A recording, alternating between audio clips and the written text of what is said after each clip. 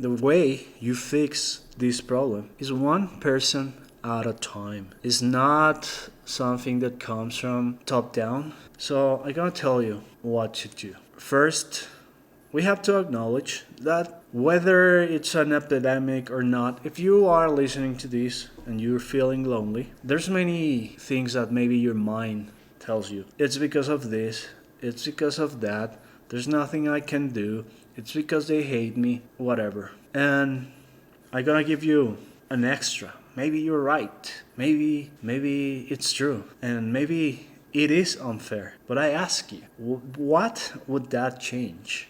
If I tell you, you know what? You're right. It's unfair. Let me give you an example. There's people who are born with a predisposition for addiction, which on this side of the world presents most commonly as alcoholism. Although it seems that it's going down,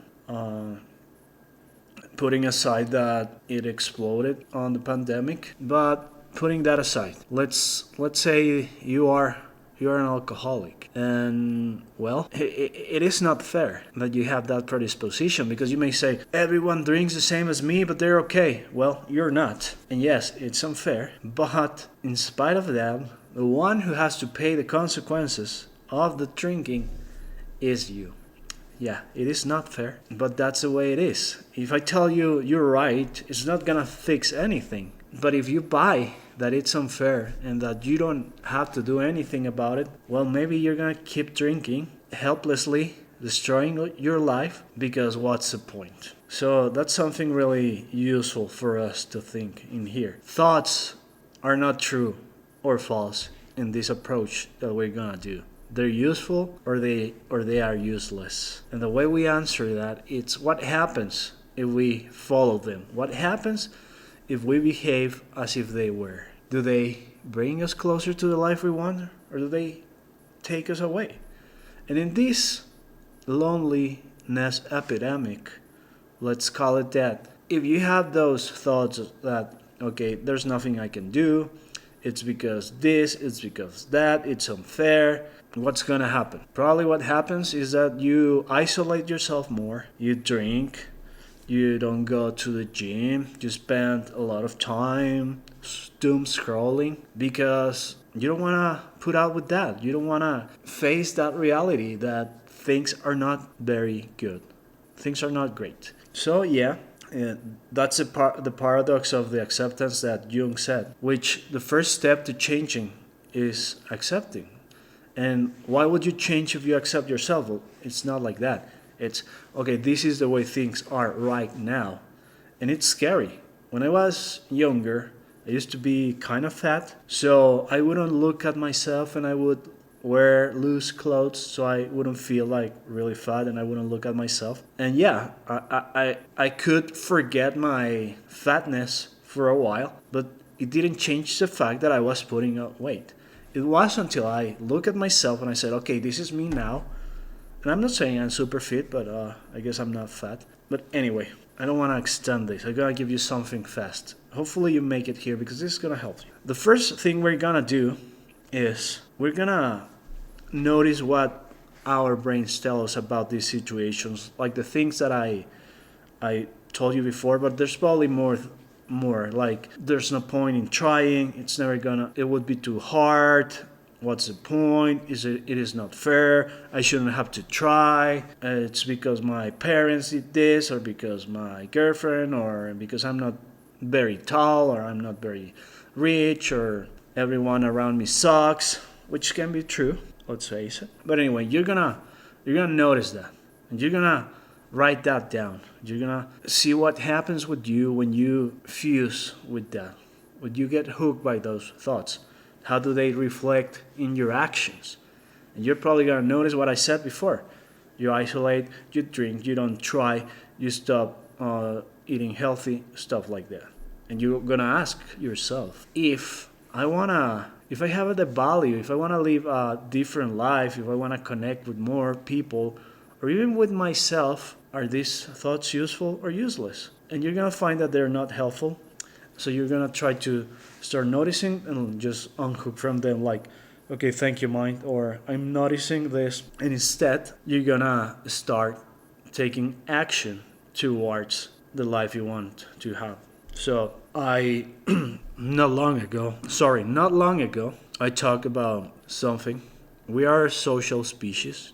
We thrive when we connect, when we communicate.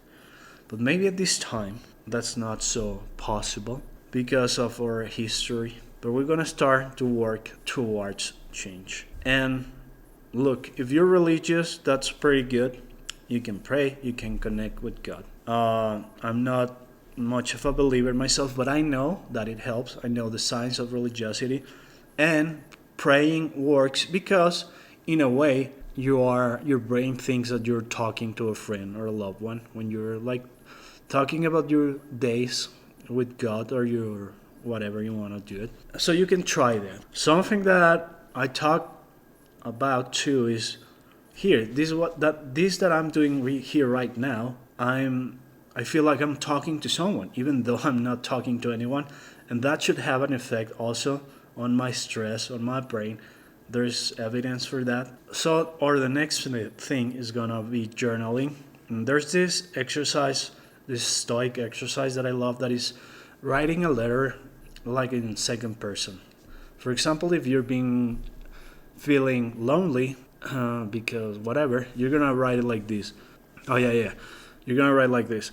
You've been feeling lonely because this, and you think that this, like in second person. And then after you finish writing that, you are gonna answer to that like as if you were a caring friend or whatever, and you're gonna answer it. Yeah, I can see that you feel really bad, but maybe you can see this as an opportunity to, I don't know, whatever. So you're gonna do this, and also you're gonna think about, you're gonna write down all those behaviors that move you away or push you away from connecting. So if you spend a lot of time on social media, you're gonna write them down. If you play a lot of video games, you're gonna write that down. Drinking, eating unhealthy, not sleeping, even your hygiene or how you talk to people, you're gonna write that down, and you're gonna see if you have some judgments. Why should I change this? Okay, notice the thought, and okay, and you're gonna. And once you notice that, think about things that you could do instead of that. I do recommend trying to practice mindfulness, finding a hobby, and for now, I mean, I think it's gonna untangle itself. But by doing this, you're gonna practice a lot of social stuff, and well, maybe I would recommend, but you gotta take your own. How do you say that? Common sense. But I would recommend trying to say hi to someone. For example, I do this exercise for me because I'm a really shy and serious guy. Whenever I go to Costco, I make a point of talking to people. Like if I see someone trying to get some cookies, I say, "Oh, I heard those are good. Are they good or whatever?" Something like that. Nothing like extreme. Just notice what's happening. Okay, it went very long. Hopefully, it's not that long. Goodbye.